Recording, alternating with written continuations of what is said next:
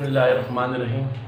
अस्सलाम वालेकुम dear students and viewers, welcome to our channel basic science solution.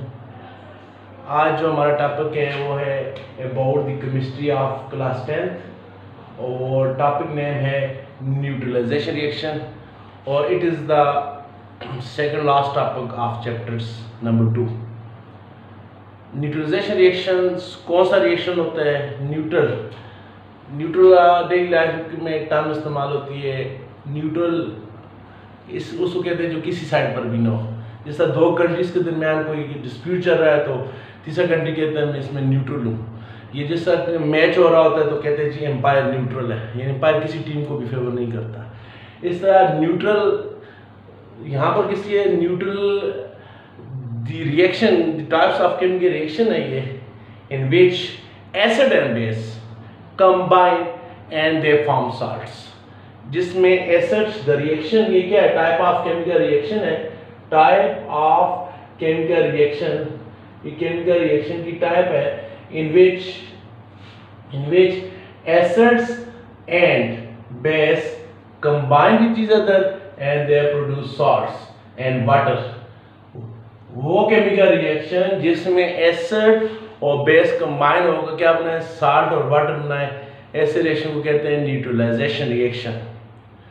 Dear स्टूडेंट्स, इसको न्यूट्रलाइजेशन क्यों कहते हैं? वजह यह है कि यू नो कि एसिड आप पढ़ चुकी कि एसिड क्या करता है? ब्लू कलर के लिटमस पेपर को क्या करता है? रेड करता है।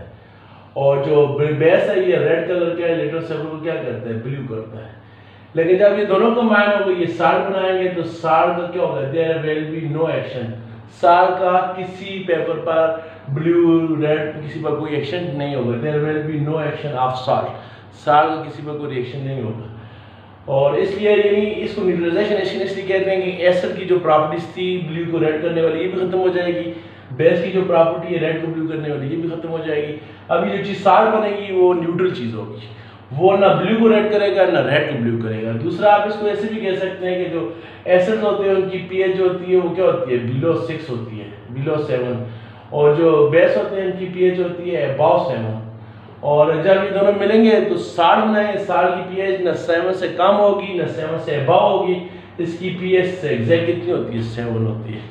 तो ये वो केमिकल रिएक्शन है, इस उर्दू में कहते हैं तादील करना, आमले तादील। ये वो केमिकल रिएक्शन है जिसमें एसिड्स और बेस एक दूसरे के असर को क्या कर देते हैं? ज़ाइल कर देते हैं, न्यूट्रल कर लेते हैं, नलिफाई कर लेते हैं। एसिड्स ब्लू को रेड करता था, वो नहीं करेगा। बेस रेड को ब्लू को वो नहीं करेगा। इनकी दोनों की प्रॉपर्टीज क्या हो जाएंगी? न्यूट्रलाइज हो जाएंगी। ज़ाहिर है एसिड और बेस एक दूसरे का अपोजिट है। जब दोनों रिएक्ट करेंगे तो क्या हो जाएगा जी? एक दूसरे के असर को ज़ाइल कर लेंगे। तो इसकी एग्जांपल है, फेमस एग्जांपल है न्यूट्रलाइजेशन रिएक्शन की। आपके पास है बेस है NaOH सोडियम हाइड्रोक्साइड, सारा एसिड आपके पास क्या चीज़ है? HCl है। जब ये दोनों कंबाइन होंगे तो क्या हो जाएगा डियर स्टूडेंट्स? इसका Na+ इसके Cl- के साथ मिलेगा, क्या बनाएगा? NaCl। इसके H इसके OH के साथ मिलेगा तो क्या बना लेगा डियर स्टूडेंट? H2O बना लेगा। यानी NaOH बेस है और HCl क्या चीज़ है? एसिड है। और आपको पता है बेस में कौन सा पोर्शन होता है? OH। बेस की डिफिनेशन ये है वो केमिकल स्पीशीज जो हाइड्रोक्साइड डोनेट करे। और एसिड में क्या होता है? हाइड्रोजन आयन होता है। तो इसमें क्या होगा? बेस का OH हाइड्रोजन एसिड के H के साथ मिलेगा तो क्या बना लेगा? ये वाटर बना लेगा। H इसका H और इसका OH मिलकर वाटर बना लेंगे। पीछे क्या बन जाएगा? इसका Na इसका Cl क्या बन जाएगा? NaCl बन जाएगा। तो ये हो गया। जो ये जो केमिकल स्पीशीज बनी इसको क्या कहते हैं? साल्ट। और साल्ट आप पढ़ चुके हैं, साल्ट की पहचान करके साल्ट में एक पॉजिटिव रेडिकल होता है, क्या होता है? Negative radical. जैसे NaCl है, NaCl में 2 रेडिकल है, पॉजिटिव और नेगेटिव। जो Na वाला रेडिकल है ये कहाँ से है? बेस से आया है। और जो Cl वाला रेडिकल है ये कहाँ से आया है? एसिड से आया है। तो NaCl ये क्या हो गया? साल्ट हो गया। और ये जो रिएक्शन है इसका नाम क्या है? Neutralization reaction. और डियर स्टूडेंट्स, इस केमिकल रिएक्शन के दौरान जब एसिड और बेस मिलते हैं तो हीट भी रिलीज होती है। और ये जो हीट रिलीज होती है इस केमिकल रिएक्शन के दौरान, इस हीट को कहते हैं हीट ऑफ न्यूट्रलाइजेशन। जो चीज बनी है साल्ट वो न्यूट्रल है, रिएक्शन का नाम क्या है? न्यूट्रलाइजेशन है। जो हीट रिलीज होती है उसको कहते हैं heat of neutralization. For example अगर 1 मोल ऑफ सोडियम हाइड्रोक्साइड और 1 मोल ऑफ HCl। 1 मोल किसे कहते हैं? सोडियम हाइड्रोक्साइड की मास होती है 40 होती है 40, और HCl की मास होती है 36.5।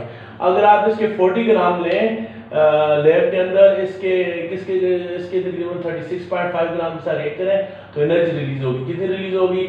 57 किलो जूल एनर्जी की रिलीज होगी। ये जो एनर्जी रिलीज होती है इसको क्या कहते हैं? Heat of neutralization reaction. तो डियर स्टूडेंट्स, इसके अलावा भी आप न्यूट्रलाइजेशन रिएक्शन में होते ही कौन है? एसिड और बेस क्या करते हैं? रिएक्शन करते हैं। इसके अलावा भी आप रिएक्शन लिख सकते हैं। आप NaOH की जगह आप लिख लें KOH। बेस इधर एसिड आपने HCl लिया था, आप ले ले यहाँ पर HNO3 नाइट्रिक एसिड ले लें, दोनों कंबाइन होंगे। इसके देखो एसिड के दो पार्ट हैं, प्लस पार्ट माइनस पार्ट। इसके दो पार्ट हैं, प्लस पार्ट माइनस पार्ट। इसका प्लस, इसका H, आसान तरीका क्या है? आप एसिड के H और बेस के OH को आपस में मिलाएं बस। इसके H और इसको OH मिलकर क्या बना लेंगे? वाटर बना लेंगे। और बीसी क्या बच जाएगा? इधर क्या रह जाएगा? बेस में, और एसिड में क्या रह जाएगा? NO3। इसका बेस का जो पॉजिटिव रेडिकल है इसके नेगेटिव रेडिकल्स के साथ मिलेगा तो क्या बन जाएगा? KNO3। तो ये KNO3 क्या है? सॉल्ट। और रिएक्शन का नाम क्या है? Neutralization reaction. क्या नाम है? Neutralization reaction. तो इसके बाद ये हो गया आपका न्यूट्रलाइजेशन रिएक्शन, और इसके दौरान जो हीट रिलीज होती है इसको क्या कहते हैं? Heat of neutralization reaction. Dear students, बात दफा ऐसे होता है कि NaOH और HCl के जब आप रिएक्शन करते हैं ना, NaOH और HCl का रिएक्शन करते हैं तो क्या होता है? इसमें प्लस, इस पर प्लस चार्ज है, माइनस पर प्लस चार्ज है, माइनस। तो दोनों का रिएक्शन करते हैं तो इसका H इसके OH के साथ मिलेगा, क्या बना लेगा? वाटर। ये तो आपस में मिल जाएगा, वाटर बना लेगा। लेकिन इसके Na प्लस उसका Cl माइनस, ये दोनों आपस में रिएक्ट नहीं करेंगे, बल्कि ये दोनों जो है ये अलग अलग आयंस की फॉर्म में यहाँ पर क्या होंगे? मौजूद होंगे। यानी NaOH का HCl के साथ रिएक्शन करें, HOH लाजमी मिलेंगे। बेस का OH एसिड के H के साथ मिलेगा तो ये क्या बना लेगा? वाटर। लेकिन बाद दफा क्या होगा? ये जो बेस है इसका सोडियम आयन और जो एसिड है इसका क्लोराइड आयन, ये आपस में रिएक्ट नहीं करेंगे, बल्कि ये अलग अलग सेपरेटली Na प्लस और Cl माइनस सेपरेटली यहाँ पर क्या होंगे? मौजूद होंगे। तो डियर स्टूडेंट, ये जो H और OH ने तो रिएक्ट करके वाटर बना लिया, लेकिन Na प्लस और Cl माइनस एक दूसरे के साथ रिएक्ट नहीं कर रहे। बट डियर स्टूडेंट्स, ऐसे आयंस को कहते हैं स्पेक्टेटर आयन। क्या कहते हैं? Spectator ion. स्पेक्टेटर जैसा स्पेक्टर होता है देखना, तो स्पेक्टर देखने वाले हैं, तमाशाई हैं। जिस तरह कहीं मैच होता है तो ग्राउंड में क्रिकेट मैच है तो 11 और 22 प्लेयर्स वहां पर खेल रहे होते हैं ग्राउंड में, बाकी जो होते हैं वो तमाशाई होते हैं देखने वाले। तो इन आयंस को कहते हैं स्पेक्टेटर आयन। और ये बहुत इंपॉर्टेंट शॉर्ट क्वेश्चन है, ये पेपर में आता होता है। स्पेक्टेटर आयन क्या है? तो स्पेक्टेटर क्या है? When acid and base react with each other, the hydrogen of acid combine with hydroxyl of base and they produce water.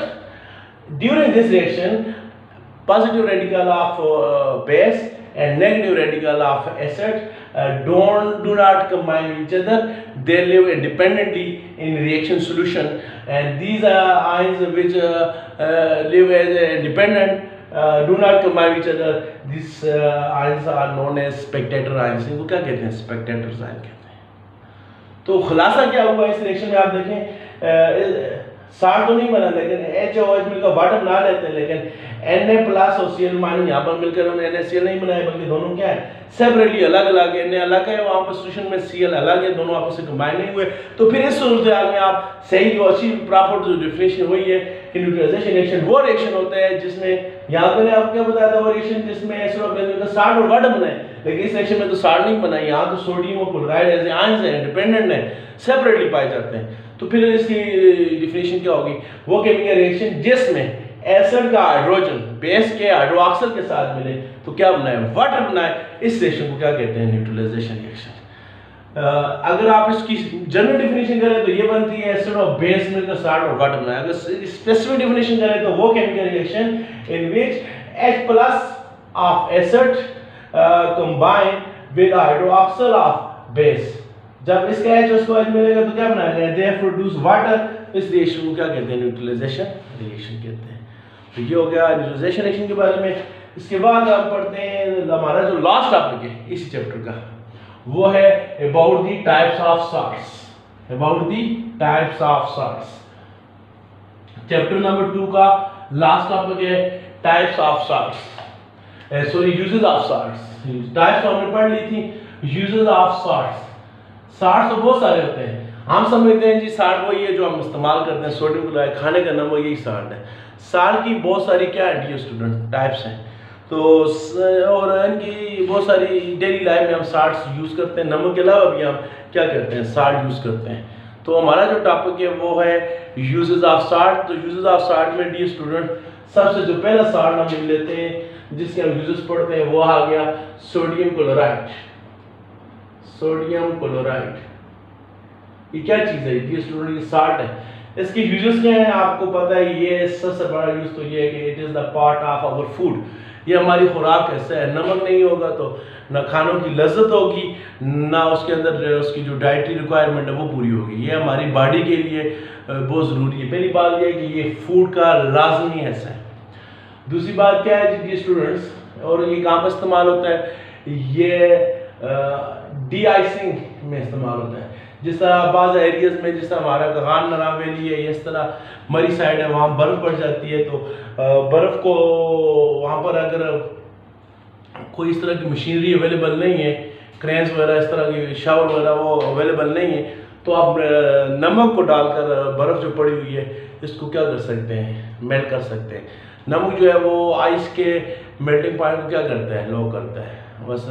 तो आप उसके मेल्टिंग पॉइंट को इंक्रीज करते हैं। वैसे आइस में कितने बार मेल्ट होता है, ज़ीरो में, जबकि वहाँ का जो जहाँ पर बर्फ़ पड़ी होती है वहाँ का जो टेम्परेचर होता है तो ज़ीरो से भी कम होता है।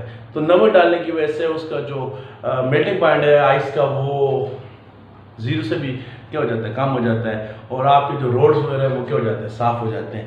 तो ये हो गया कि ये फूड के तौर पर इस्तेमाल होता है। दूसरा ये डी आइसिंग में इस्तेमाल होता है। तीसरा आपने 9th क्लास में पढ़ा है कि ये सोडियम हाइड्रोक्साइड की प्रिपरेशन में इस्तेमाल होता है। जब आप मेटलर्जी करते हैं और उसमें सोडियम हाइड्रोक्साइड फिर सोडियम मेटल की प्रिपरेशन में इस्तेमाल होता है। ये आपने 9th क्लास में पढ़े हैं। अगर आप NaCl फ्यूज फॉर्म में लेंगे, पिघले हुए फॉर्म में, उसके इलेक्ट्रोलिसिस करेंगे, आपने 9th क्लास में पढ़े, तो आपको सोडियम मेटल मिलेगी। और अगर आप सोडियम क्लोराइड किस फॉर्म में लेते हैं, सोल्यूशन फॉर्म में, यानी पानी के अंदर डालकर लेंगे, उससे आप क्या मिलेगा, सोडियम हाइड्रोक्साइड मिलेगा। यानी फ्यूज फॉर्म में लेंगे तो सोडियम मेटल मिलेगी, और अगर सोडियम सोल्यूशन फॉर्म में लेंगे तो आपको क्या मिलेगी, आपको मिलेगा सोडियम हाइड्रोक्साइड। और ये सोडियम हाइड्रोक्साइड बहुत मशहूर केमिकल है, बहुत सारी इंडस्ट्रीज में क्या होता है, इस्तेमाल होता है। तो नमक क्या इस्तेमाल है, सोडियम क्लोराइड के फूड के तौर पर इस्तेमाल होता है, डी आइसिंग में इस्तेमाल होता है, सोडियम हाइड्रोक्साइड जैसे इंपॉर्टेंट केमिकल की प्रिपरेशन में इस्तेमाल है, सोडियम मेटल फिर इसके भी आगे से यूजेस है, सोडियम मेटल की प्रिपरेशन में क्या होता है, इस्तेमाल होता है। इसके अलावा ये और फेमस केमिकल है सोडियम कार्बोनेट, जिसको हम कहते हैं सोडियम कार्बोनेट वाशिंग सोडा। फिर वाशिंग सोडे के भी आगे यूजेस हैं, ये सर्फ वगैरह में इस तरह की क्लीनिंग जो रिजेंट्स होते हैं उनकी प्रिपरेशन में इस्तेमाल होता है। तो सोडियम क्लोराइड के ये जनरल से यूजेस हैं। आपके फूड आइटम इस्तेमाल होता है, बर्फ वगैरह को पिघलाने के लिए इस्तेमाल होता है, और सोडियम हाइड्रोक्साइड टाइप के जो केमिकल्स हैं इनकी प्रिपरेशन में इस्तेमाल होता है। और इसके अलावा सोडियम कार्बोनेट यानी वाशिंग सोडा इसे कहते हैं। फिर हर एक ये जो केमिकल्स हैं इनके अपने अपने यूजेस हैं, सोडियम हाइड्रोक्साइड के आगे से यूजेस हैं, तो ये सोडियम क्लोराइड के आपके पास क्या आगे यूजेस आगे। दूसरे नंबर पर जो सॉल्ट हम डेली लाइफ में इस्तेमाल करते हैं वो हो गया सोडियम कार्बोनेट। ये तो था सोडियम क्लोराइड था, अभी अब सोडियम कार्बोनेट है। सोडियम कार्बोनेट को क्या कहते हैं, सोडियम कार्बोनेट का फार्मूला क्या है, Na2CO3, जो मैंने यहाँ पर लिखा है। Na2CO3 और सोडियम कार्बोनेट जो है डियर स्टूडेंट्स, सोडियम कार्बोनेट है वाशिंग इसको सोडा कहते हैं। वाशिंग सोडा जैसे इसके नाम से जाहिर है, तो ये जो क्लीनिंग एजेंट है, सर्फ वगैरह है, ये सर्फ वगैरह है इनकी प्रिपरेशन में, ये बाकी जो डिटर्जेंट है उनकी तैयारी में क्या होता है, इस्तेमाल होता है। इसके अलावा सोडियम कार्बोनेट आपने पढ़ेंगे, आपका जो चैप्टर नंबर 7 है वाटर वाला, उसमें पढ़ेंगे ये वाटर को वाटर सॉफ्टनर के तौर पर इस्तेमाल होता है, वाटर को सॉफ्ट करने के लिए इस्तेमाल होता है। वाटर की साफनिंग से क्या मुराद है डियर स्टूडेंट्स, आप 7 चैप्टर में पढ़ेंगे। बाद दफ़ा जब हम पानी के साथ क्लीनिंग करते हैं, वॉशिंग करते हैं, तो वो पानी सही तरीके से जाग नहीं बनाता, तो ऐसे पानी को क्या कहते हैं, हार्ड वाटर कहते हैं। हार्ड वाटर हमारे लिए बड़ा क्या होता है, इशू होता है। तो हार्ड वाटर की इश्यूज को उसकी तरह, अगर वाटर हार्ड हुआ तो वो तो कुछ वो किसी काम के लिए इस्तेमाल नहीं होगा। तो फिर हार्ड वाटर की हार्डनेस को ख़त्म करने के लिए हम किसको इस्तेमाल करते हैं, इसको सोडियम कार्बोनेट को। ये डालने से पानी की जो हार्डनेस ख़त्म हो जाती है और जो आपका पानी है वो क्या हो जाता है, सॉफ्ट हो जाता है। इसके अलावा डियर स्टूडेंट, सोडियम जो कार्बोनेट है ये ग्लास की मैन्युफैक्चर में इस्तेमाल होता है, पेपर की तैयारी में इस्तेमाल होता है, और इसके अलावा ये पेट्रोलियम रिफाइनिंग में भी इस्तेमाल होता है, यानी वाटर साबुन के तौर पर इस्तेमाल होता है, पेपर की तैयारी में इस्तेमाल होता है, ग्लास की तैयारी में इस्तेमाल होता है। लेदर, चमड़े की जो प्रोडक्ट्स हैं, ज़्यादा जो चमड़ा तैयार होता है उसको तैयार किया जाए एनिमल्स का, जो चमड़े से फिर लेदर की प्रोडक्ट्स बनती हैं, वो उनमें भी क्या होता है, ये इस्तेमाल होता है। और इसके अलावा पेट्रोलियम की रिफाइनिंग में भी क्या होता है, इस्तेमाल होता है। ज़्यादा जब पेट्रोलियम ज़मीन से निकलना है वो तो किसी इस्तेमाल के काबिल नहीं होता, उसको क्या किया जाता है, रिफाइन किया जाता है। तो उसकी रिफाइनिंग में सोडियम कार्बोनेट का अहम रोल है। तो सोडियम कार्बोनेट ये एक हमारा डेली लाइफ का साल्ट है। इसकी यूज़ क्या है, तो ये वॉशिंग एजेंट है, ये बहुत सारे डिटर्जेंट वगैरह में यूज़ होता है। दूसरा ये वाटर साफनिंग है, पानी के साफपन खत्म करने में इस्तेमाल होता है। फिर ये पेपर इंडस्ट्री, जो पेपर हम यूज़ करते हैं बुक्स, कापी से या न्यूज़पेपर, ये सारे पेपर्स में इस्तेमाल होता है। इसके अलावा डी स्टूडेंट्स ये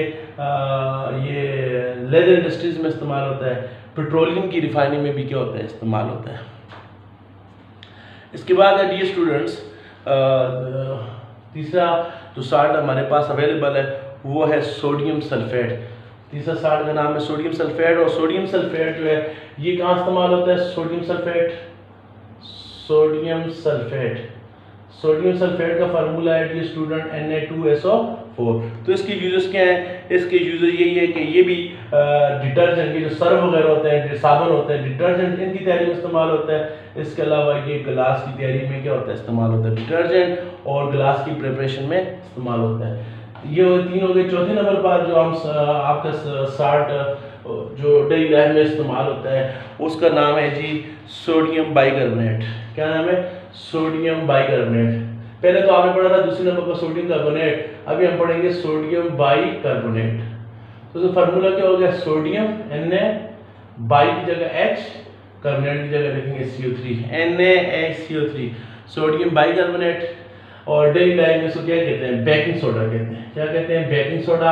और नाम से ज़ाहिर है ये बहुत सारी जो बेकरीज की जितनी प्रोडक्ट्स हैं हम इस्तेमाल करते हैं उनमें इस्तेमाल होता है। वैसे भी घर में जो आटा होता है, आटे की यानी रोटी बनाते वक्त भी हम इसको इस्तेमाल करते हैं। ये जितने भी तंदूर हैं उनमें आप देखेंगे सोडा ये इस्तेमाल होता है। बेकरी की जितनी प्रोडक्ट्स हैं इनमें इस्तेमाल होता है कौन, सोडियम बाइकार्बोनेट। इस जो सोडियम कार्बोनेट है वो हो गया वॉशिंग सोडा, और सोडियम बाइकार्बोनेट हो गया बेकिंग सोडा। उसको कहते हैं कपड़े धोने का सोडा, ये हो गया इसको कहते हैं खाने का सोडा। इसको मीठा सोडा भी कहते हैं जबकि ये मीठा नहीं होता। इसके अलावा जो है ये केक्स वगैरह और बेकरी की प्रोडक्ट बनाने में इस्तेमाल होता है। इसके अलावा ये बेकिंग सोडा इस्तेमाल होता है बेकरी प्रोडक्ट्स में इस्तेमाल होता है। इसके अलावा ये बहुत सारी मेडिसिन में इस्तेमाल होता है। अगर आपको स्टमक का कोई मसला है, स्टमक में एसिडिटी ज़्यादा है, तो एसिडिटी क्यों ज़्यादा होती है स्टमक में, क्योंकि हमारे स्टमक में HCl है। अगर हम ऐसी ऑयली चीज़ें ज़्यादा खाएंगे HCl की कंसंट्रेशन ज़्यादा हो जाएगी, मैदे में जलन होती है, उसको ख़त्म करने के लिए जो मेडिसिन होती हैं उनमें क्या डालते हैं, NaHCO3 डालते हैं। तो ये क्या करते हैं, इसके NaCl के साथ में क्या बना लेंगे, NaCl। जो HCl है उसको किस में कन्वर्ट कर देते हैं, ये NaCl में। HCl तो एसिड है और NaCl एक साल्ट है, और ये आपकी एसिडिटी क्या हो जाती है, कम हो जाती है। तो इसको मेडिसिन में जो इस्तेमाल होता है उसको कहते हैं एंट एसिड उर्दू में कहेंगे तेजाबकुश। हमारा जो जिस्म एसिड मैदा है उसमें जो तेजाबियत है उसको क्या करते हैं, ख़त्म करते हैं। एंट एसिड के तौर पर क्या होता है, इस्तेमाल होता है।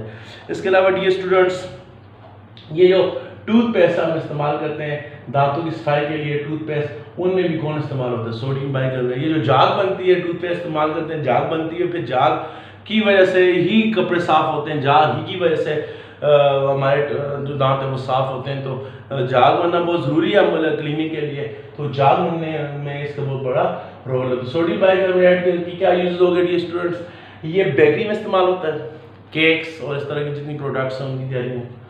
मेडिसन में इस्तेमाल होता है, और फिर ये इस्तेमाल होता है एंटासिड, मैदे की जो तेज़ाबीत है उसको ख़त्म करने के लिए इस्तेमाल होता है, और इसके अलावा टूथपेस्ट में इस्तेमाल होता है। इसके अलावा एक और साल्ट है पोटाशियम नाइट्रेट, ये जो चौथा हो गया। 5वें नंबर पर हमारे पास है पोटाशियम नाइट्रेट। फार्मूला क्या है उसका, KNO3। तो ये KNO3 में दो फेमस एलिमेंट है, एक पोटाशियम एक नाइट्रोजन है, और आपको पता है नाइट्रोजन, पोटाशियम और फास्फोरस, ये तीन एलिमेंट्स प्लांट की सबसे बड़ी रिक्वायरमेंट है। जिस तरह हमें हमारी बॉडी को भी कार्बन की जरूरत होती है, हाइड्रोजन की, ऑक्सीजन, प्लांट में सबसे ज़्यादा जो ज़रूरी चीज़ है प्लांट के लिए, न्यूट्रिएंट्स है, वो कौन है, नाइट्रोजन, फास्फोरस और पोटाशियम। इन तीन में से जो दो हैं, पोटाशियम और नाइट्रोजन, ये किसके अंदर मौजूद है, ये आपका जो साल्ट है पोटाशियम नाइट्रेट, इसके अंदर मौजूद है। इसलिए पोटाशियम नाइट्रेट का सबसे बड़ा यूज़ क्या है, it is use as a fertilizer, ये खाद के तौर पर इस्तेमाल होता है। जब आप इसको फसल के अंदर डालेंगे, आप प्लांट्स के अंदर डालेंगे, तो ये आपके प्लांट्स को पोटाशियम जो एलिमेंट है ये भी प्रोवाइड करेगा, और जो नाइट्रोजन एलिमेंट है ये भी क्या करेगा, प्रोवाइड करेगा। ये स्टूडेंट, इसके बाद 6ठे नंबर पर हमारे पास जो साल्ट है वो है पोटाश एलम। पोटाश एलम को देसी ज़बान में क्या कहते हैं, फटकड़ी कहते हैं, फटकड़ी। और फटकड़ी का फार्मूला क्या होता है, इसका जरा लिखती फार्मूला क्या होता है, इसका formula Na2SO4 Al2SO4 all thrice Sa24H2O। डियर स्टूडेंट्स, इसको कहते हैं डबल साल्ट, क्योंकि ये दो साल्ट के बनाने से मिलता है, एक सोडियम सल्फेट और दूसरा एल्युमिनियम सल्फेट। ये दोनों साल्ट लेते हैं, इनको वाटर के अंदर डालते हैं। वाटर के कितने मॉलिक्यूल होते हैं इसके अंदर, 24 वाटर के मॉलिक्यूल्स होते हैं। ये डबल साल्ट है, इसको हाइड्रेटेड कंपाउंड भी कहते हैं। हाइड्रेटेड कंपाउंड होते हैं जिनकी क्रिस्टल में कौन मौजूद होता है, वाटर। तो इस साल्ट के क्रिस्टल में पानी की 24 मॉलिक्यूल्स मौजूद होते हैं। ये जो फटकड़ी है, पोटाशियम इसलिए कहते हैं कि इसमें सॉरी के नहीं के, ये पोटाशियम में इसलिए कहते हैं, यहाँ पोटाशियम भी है, K2SO4, के क्या हो गया पोटाशियम, और एल एल्युमिनियम, पोटाशियम एलम और एल्युमिनियम। तो पोटाश एलम में दोनों साल्ट्स मौजूद होते हैं, पोटाशियम एल्युमिनियम दोनों की मौजूदगी है, इसको पोटाश एलम कहते हैं, इसको फटकड़ी कहते हैं। डियर स्टूडेंट्स, इसके यूजेस तो आपको पता होंगे डेली लाइफ में। फटकड़ी किस इस्तेमाल होता है, अगर आप कटिंग के लिए उनके पास जाएं, बार्बर के पास, तो उनके पास भी वो फटकड़ी का पीस होता है। अगर छोटा मोटा जख्म आ जाए, वो इस तरह आपके फेस पर लगाते हैं, इस तरह पीस होता है पत्थर सा, वो फटकड़ी होता है। तो ये यानी वाउंड की हीलिंग के लिए इस्तेमाल होता है फटकड़ी, वाउंड हीलिंग। पहले किसी ज़माने में जब ये मेडिसन जो हेल्थ वाला शोबा इतना डेवलप नहीं हुआ था, तो उस वक्त लोग इसको इस्तेमाल करते थे वाउंड हीलिंग के लिए। आजकल भी ये जो बार्बर वगैरह होते हैं, इनके पास ये फटकड़ी का पीस होता है, ये कटिंग को कट वगैरह ब्लेड का लग जाए तो इसको इस्तेमाल करते हैं। इसके अलावा ये स्टूडेंट, फटकड़ी का जो दूसरा यूज़ है वो ये पानी की जो डर्टनेस है, ये पानी को क्लीन करने के लिए भी क्या होता है, इस्तेमाल होता है। क्लीनिंग ऑफ वाटर, ये पानी को साफ करने के लिए इस्तेमाल होता है। अगर आपके पानी में छोटे छोटे वो पड़े हुए रेत के ज़रात हैं, आप दरिया का पानी है पीना चाहते हैं, लेकिन उसके अंदर रेत के ज़रात है, तो आप उसमें फटकी डाल कर छोड़ दें। थोड़ी देर बाद वो जितनी भी डस्ट होगी, जितनी डस्ट होगी, जितने भी सैंड के पार्टिकल होंगे, ये फटकी को पकड़ लेगी और आपका पानी क्या हो जाएगा, साफ हो जाएगा। तो ये क्लीनिंग ऑफ वाटर के लिए भी क्या होती है, इस्तेमाल होती है। सस्पेंडेड पार्टिकल जो पानी से होते हैं उनको साफ करने के लिए इस्तेमाल होती है। और वाउंड हीलिंग यानी ब्लड को कोएगुलेट करने के लिए, उसको जमाने के लिए, जख्म को ठीक करने के लिए भी इस्तेमाल होता है। इसके बाद छठा जो 7 नंबर पर जो साल्ट है जी स्टूडेंट, वो आ गया कैल्शियम सल्फेट। और कैल्शियम सल्फेट का फार्मूला क्या है, CaSO4 और .2H2O। डी स्टूडेंट, ये भी कौन सा कंपाउंड है, हाइड्रेटेड कंपाउंड है। हाइड्रेटेड कंपाउंड वो होता है जिसकी क्रिस्टल में कौन मौजूद हो, पानी मौजूद हो। तो कैल्शियम सल्फेट की क्रिस्टल में पानी के तकरीबन 2 मॉलिक्यूल्स के होते हैं, मौजूद होते हैं। और कैल्शियम सल्फेट का एक स्पेशल नाम भी है, उसका स्पेशल नाम क्या है, जिप्सम। क्या नाम है डी स्टूडेंट, जिप्सम। और जिप्सम किस लिए इस्तेमाल होता है, ये शॉप्स पर मिलता है भी, हार्डवेयर वगैरह की शॉप पर जिप्सम मौजूद होता है। ये कहीं डेली लाइफ में हम इस्तेमाल करते हैं ना, कहीं पानी वगैरह आ रहा होता है तो जिप्सम को वहाँ भी डालते हैं, यानी सेम वगैरह को रोकने के लिए इस्तेमाल होता है। इसके अलावा जिप्सम जो है ये सीमेंट की प्रिपरेशन में इस्तेमाल होता है, सीमेंट इंडस्ट्री में इस्तेमाल होता है। जब सीमेंट बनता है तो उसके अंदर इसको जिप्सम को डालते हैं। अगर जिप्सम को न डालें तो ये क्या करेगा, सीमेंट आपका बनते ही उस वक्त हवा से नमी को जज़ब करके क्या हो जाएगा, हार्ड हो जाएगा। तो जिप्सम का ये फ़ायदा ये है कि ये आपके सीमेंट को पानी एब्जॉर्ब करने से और वक्त से पहले हार्ड होने से क्या करता है, बचाता है। ये इसका सबसे बड़ा यूज़ क्या है कि ये सीमेंट इंडस्ट्री में इस्तेमाल होता है। इसके अलावा ये प्लास्टर ऑफ पेरिस, ये भी हम डेली लाइफ में इस्तेमाल करते हैं। Plaster of Paris, plaster of Paris इसी को कहते हैं ना। जब आप कैल्शियम सल्फेट को आप इसको हीट करेंगे, इसमें से तकरीबन 75% जो वाटर है वो क्या हो जाएगा, वो ऑपरेट हो जाएगा। फिर आप जिप्सम को क्या कहेंगे, प्लास्टर ऑफ पेरिस कहेंगे। और प्लास्टर ऑफ पेरिस की भी डेली लाइफ में यूजेस हैं। ये भी आपको पता है सैम वगैरह कहीं आ रही होती है तो उसको दूर करने के लिए भी इस्तेमाल कर सकते हैं आप। इसके अलावा प्लास्टर ऑफ पेरिस के बहुत सारे मार्केट में बहुत सारे सैंपल्स मिलते हैं, बहुत सारे डेकोरेशन पीसेस के बने होते हैं। जितने भी ये गुलदान वगैरह हैं, इस तरह के डेकोरेशन पीस हैं, सारे किसके बने होते हैं, प्लास्टर ऑफ पेरिस। और सबसे बढ़कर कहीं जब कोई फ्रैक्चर हो जाता है बॉडी में, बाजू का या टांग का फ्रैक्चर हो जाता है, तो वो जो प्लस्तर जिसको हम कहते हैं, प्लस्तर हुआ है वो ऊपर वो वाइट सा वो केमिकल लगा कर बांध देते हैं बाजू को या टांग को, तो वो जो प्लस्तर जिसको हम कहते हैं वो प्लास्टर से निकला है। तो प्लास्टर ऑफ पेरिस का ये भी यूज है। प्लास्टर ऑफ पेरिस जो है ये बिल्डिंग्स में इस्तेमाल होता है, सेम वगैरह को दूर करने के लिए। और जिप्सम के ये यूज़ हो गया, प्लास्टर ऑफ पेरिस बिल्डिंग में यूज़ होता है। और दूसरा ये आपके जो इंजरीज होती हैं, जख्म वगैरह होता है, उसकी ट्रीटमेंट के लिए भी क्या होता है, इस्तेमाल होता है।